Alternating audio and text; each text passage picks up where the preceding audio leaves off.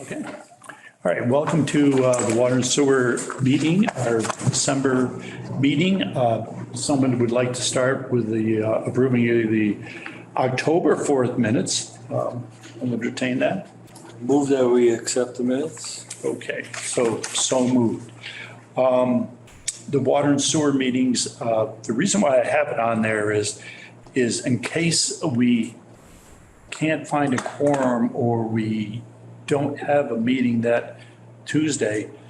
Remember one of the times I wanted to have it Wednesday and you worked, John. So I think what we're going to do is, and if it's all right with you, we'll postpone that meeting till the following Tuesday. A week later, Instead of the next day. Instead of the next day or the following month. Yeah. So, that because I'd works. like to have a meeting every month. Yeah, So, that works better for me. yeah, because last time we had Pat here and we had Michael here, but we also had Paul Sundberg also Zooming it. So Yeah, it was, that was not good. it yeah. was, and is there anyone Zooming now?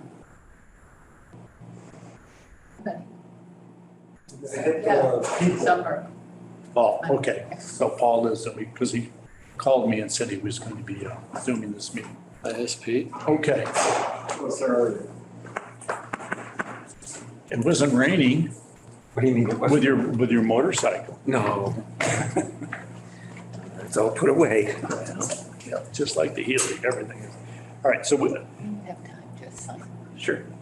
The first thing we just started and the water and sewer meetings, what I'd like to do is if we don't have a quorum, if we don't have a meeting during our regular scheduled month, remember one time I did it on Wednesday and John can't do it. So I think what we're going to do is just move it to the following Tuesday.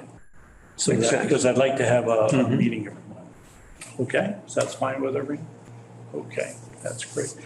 Another thing that's not on the agenda is I would just like to publicly thank Mike and Tony and Margie for the work they've done on that cat and dog fountain. That's a lot of work and you guys did a really nice job. I stopped by there yesterday to just take a look at it. It's Well, Huey was kind of the lead guy. a nice. We just kind of helped him. Yeah, but you're helping him, and that's nice to know. You know, the cooperation between departments is nice to know. So it's good going. Yeah, he was a great guy. He was the brains, we were the brawn. He's the brawn too. Update on the water sewer articles. Tony, you want to go first? In the I&I study, is that done? No, it's not done. Phase 3, the camera work has been completed and we're waiting for, actual field report to be given to us in regards to that and with some recommendations on what they've, found and stuff. And I think that was the only article I had. And then I had a couple co-articles with Mike about the billing software and stuff. We've taken care of all that. That's all set up and running. And the pump station, we're still looking at springtime. Pump station has been awarded. The clock's ticking. I've heard a couple things from the contractor. Lead times on some of the components are going to be sketchy but we want to hold their feet to the fire with the contract days. So, Yeah. at this point, I don't expect anything to happen except for like submittals and stuff until probably the end of March as far as physical work starting. So. Okay. Mike? So the bathymetry safe yield was done on the lake last month. I talked to Dave Smith from GZA yesterday. He said we should have the report this week, which will be pretty interesting to check out. The roof on the water treatment plant is all done and painted. I had a meeting yesterday for a couple hours with engineers from Weston and Sampson on the raw water turbine feasibility study. So I met with a couple of gentlemen from there and they went to the water plant. We went to the reservoir. We went to the old pumping station. And I've got to get them a bunch of information like water plant and pump house electric bills, for the last year, some raw water flows for the last couple of years. And a bunch of other information I got to put together, hopefully get that done this week. And then, so they've got quite a bit of information already to start working on the feasibility of it happening. The 20-year master plan for the water system, Dave Prickett is working on that currently. So I have to send an email or talk to Doug Payne from DEP and just kind of let them, I think our deadline on that is December 31st, but they'll have no problem extending that. So I just want to keep him in touch on that, and that it's not going to be it's not going to be a possibility to get it done probably by the 31st. So, and yeah, as Tony said, the software is all up and running. We'll be out reading pretty soon with the new stuff and the billing software. It's amazing how much different it was since, well, when you started, I started, everybody in the. Yeah.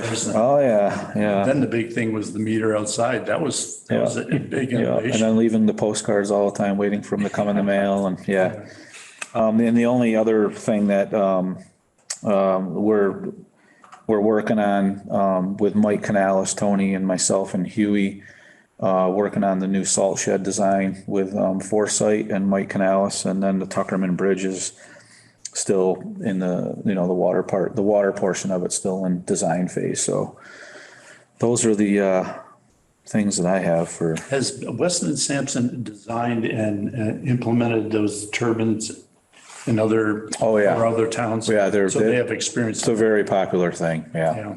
Do you know what that is, Pat, Jamie? What Mike? So one of the special articles that we put on the town meeting floor for water surplus was the raw water from the reservoir at Echo Lake flows gravity to the water plant, and we're trying to see if it's possible to harness any renewable energy from that with the water turning a turbine. And Turbines, oh. yeah, yeah. So there's these energy leader roundtable meetings that they have, and we get in on them quite a bit, and they just got some great stuff out there, which we've utilized and done 2 other projects in the water treatment plant with them.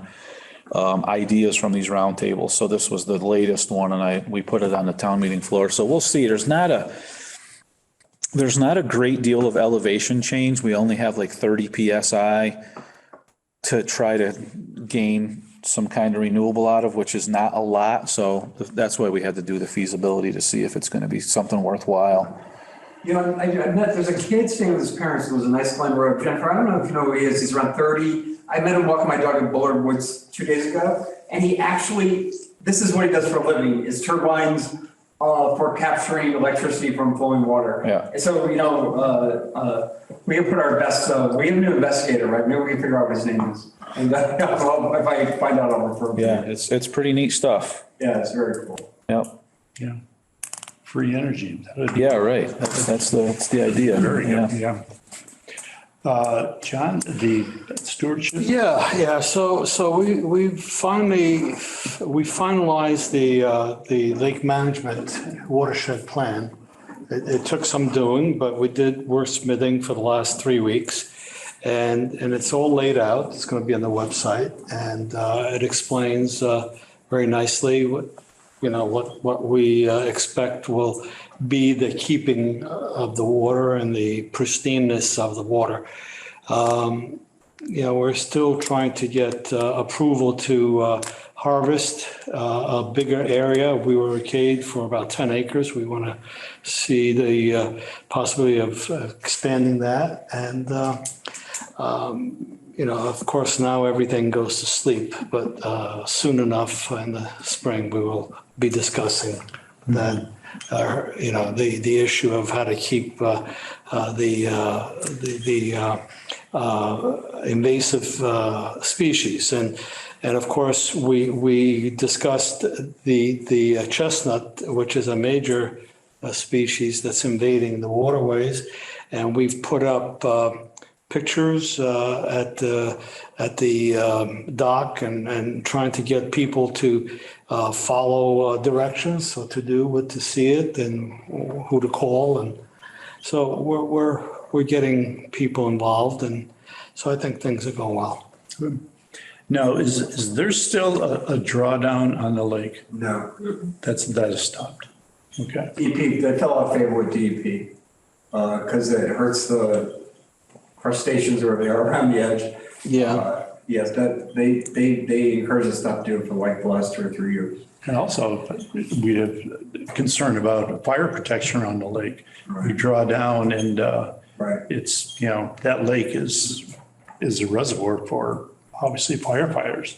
You draw it down and it's not a, And did you guys open the, I guess just to have that thing has to be turned every couple of years, make sure it Dam. sees up? Yeah. Yeah, we talked about that the other day at the, Yeah, we're gonna go up and, we're gonna do that, exercise it and grease it and, I assume it's water and sewer demand is out. well, there was a lot of wrenches out and about years ago and they collected them all and they're all in our shop at the wastewater plant. So we have them down there and, we'll go up there and when asked, which we were, to go up and exercise it and just make sure it's working properly and keep it moving so it doesn't get frozen. Yeah. Peter, do you have anything? I'm all set. John, What's that? do you have anything to add? No, I don't think so. I think that, no, that's about it. Okay, Pat? First of all, I don't know if any of you caught the Agriculture and Forestry Commission meeting on Monday night, last night, but they gave tremendous kudos to this board and to these guys for the management of the forest that's under your control. And I think it's really helpful when the boards are working well together and they both validate and congratulate the good work that's being done. And I noticed it, and I'm sure a lot of other people did, so thank you for that. The second thing I would say is, we had talked, do you want to do that? I don't know, the thing I was going to talk about last month, it's only a couple of things, sentences, basically like there's something like $500 billion in infrastructure money that's going to be distributed to the states. I'm not a very good politician at least, but my guess is that this administration is going to try to spend most of it next year and the year after for political reasons. And so to the degree that you guys want to look at the, like a similar 20-year expansion plan on sewer to complement the water one, the more that we can time the availability of what our needs are going to be with an ask from our state partners who are going to be doling out this money that comes to Massachusetts. I think that being ready right now is really important. And so rather than doing it sequentially after the INI, you might want to kind of consider looking at, something like sewer expansion plan now. We still have a couple $100,000, almost 300,000, I think, in ARPA money. This is the part where I'm not going to talk about how we would decide, but I at least speaking as personally, think that using ARPA money for planning multiplies its effectiveness as we then go for grants to do things. And as a general rule, I support that. And so, but now is the kind of time for us to be thinking about it because we don't want to miss the window. If there is a window, come next year, the year after with some of the money that's going to be available. I would say the same thing with, we talked for water about the geology study. Yep. And if that's something you want to do, we got to spend the ARPA money in the next 12 months, I think. So, if that's something you want to do. Yeah, we do. It's something we can spend it on. Yeah. Yeah, that's a good thing. Yeah. So that's all I got. Basically, it's like, just let us know and we're all ears. Yeah, I think what we have to do next is take a look at the board before we do any kind of studies, where we feel expansion should occur. The answer may be none. I'm not pressuring you to do it. I just think. No, I help plan it. We do a 5-year study anyway, and it's certainly something to look at. Yeah. So Yeah, and on the forestry and agricultural committee, I've been in contact, me and Shelby Marshall have been playing phone tag left and right. We were yesterday. And we're going to try to set up a walk for the watershed and the 320 acres up on the corner near O'Neill's old house there, on 102. So we'll get that scheduled and hopefully before snow flies, we can get up there and walk around and they want to check things out. So. They were like, oh, yeah, deer season ends in 2 weeks. I said, yeah, but then bear season starts. Yeah, well, it goes right to the end of the year now. Yep. So, That's all I got. Thank you. Okay. With that, someone might make a motion? Wow, I move we adjourn. okay. I just got a couple things. I just want to keep you guys sorry. updated on. Yeah. So there's pretty good progress being made on the Mackinac Road 2-inch sewer extension that the McKiernans are funding. They're tied in at Mackinac or at Beechwood Drive. And the pipe is, there's 4 flushing manholes are installed. And there's about 300 more feet of where they couldn't directionally drill because they're hitting rocks and stuff. So they're going to be up there this week and next, actually excavating along the side of the road to get the last piece in. Joe doing that? Joe Jr. is doing it. So not in the roadway. No, off the shoulder. Side. Yeah, Good. yeah. And is that that's a force main? Yeah, 2-inch force main. Yeah. And Ricos or no? Dan Tallarico did the drilling. Yeah. Yeah, he did. As a subcontractor for the Yeah, I guy saw who's the doing the pipe job. sticking out. And just another quick thing, we've had 3 or 4, as you guys know, you just signed them, recent sewer connections, just random, people that hooking up. So that's good. That's getting done. People are, getting their last minute things done in this extended fall that we've been having, Yeah. It's been good. Now, do you think on Mackinac Road that possibly other people may be joining that? Well, there's only 3 others that I think that could. And one just put a system in, right? Not being her. That's Patty Cahill. She bought a house up there and had a system put in. So, yeah, that's what I There's knew 3 others that could possibly someday, and we left, connections for them. Oh, good. Okay. So Paul is zooming. Paul, would you like to say something? I understood that Patrick White was saying that the sewer feasibility study would move forward with ARPA money paying for it sooner than what was originally thought. Is that true? Not up to me. I'm just making the offer. I didn't quite hear that, sorry. No, I was just saying, it's up to these guys, not me. I'm just saying that we have our money available if they want to avail themselves of it. Well, would that be a possibility? Could be. We have to discuss it, but could be, sure.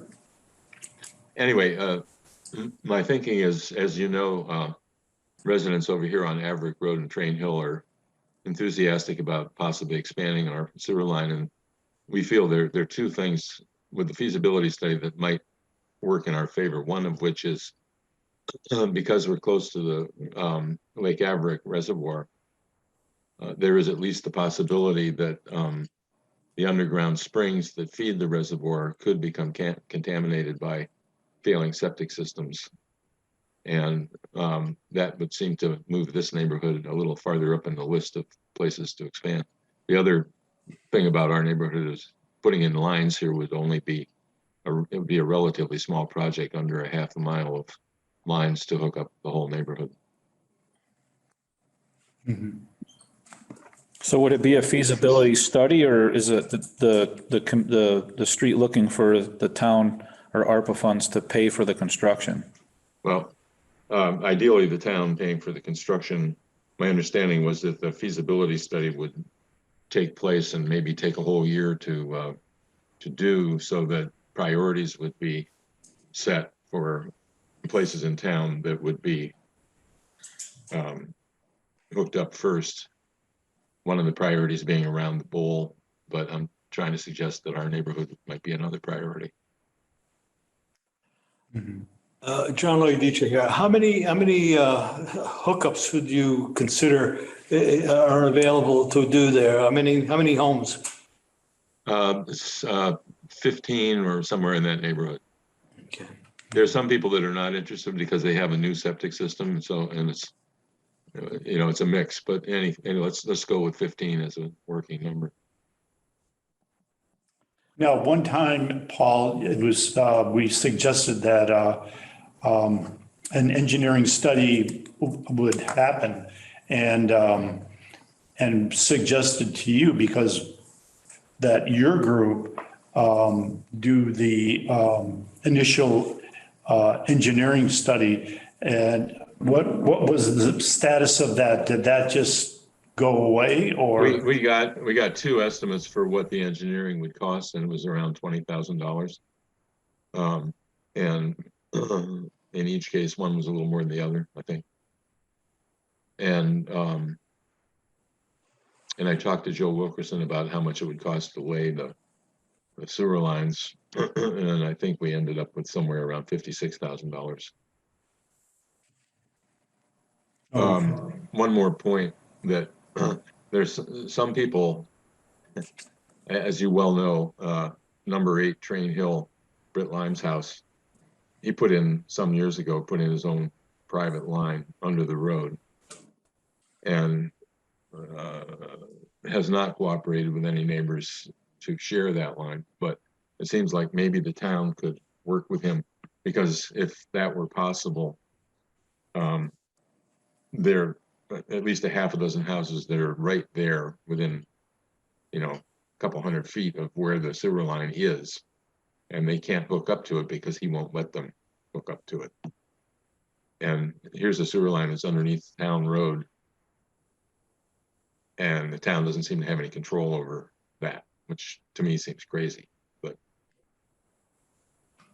But we, as I said before, Paul, we contacted him, and our hands are tied with that. That's a private line, and our new regulations now is if you put a private line in after a year, you have to turn it over to the town. Right. He did not do that, so he still owns that line. And all I can say is neighbors get together, or one person go up there. Maybe one person knows him well enough to talk to him about it. But our hands are tied. That's not me. I've never even met the guy. And those that have tried to talk to him have described him as, a bad neighbor and not cooperative. But it's still, stepping back one more step here. It just seems crazy to me that the town can't exert pressure on him or take control of the line from him if the town now has the rule that the town owns the lines that are under the road that have been put in. To make that retroactive to affect him too would be at least something reasonable to explore. And that would open the door for, a third of the neighbors here in our neighborhood to immediately or very soon be able to hook up to the sewer line. And one of those is Joe DeGeorge bought a piece of property on Train Hill there, wants to build a house. So he's faced with whether if he could have a sewer line, then that would be much to his advantage. Whereas if he doesn't have access to a sewer line, then he's got to put in a septic system, which would be more expensive. Yeah, I've talked to him already. He at length on that. I'm sure. Yeah. Anyway, I just wanted to plant those seeds, in your thinking as we move forward, and we'll hope you'll give consideration to them. Okay. See if we can find a way to make this work. Mm-hmm. All right. Anything else? No, that's it. All right. A motion has been made to adjourn. All right, second the motion. Thank you, everyone. All right. Thank you for your time. Thanks, Paul. Thanks, Paul.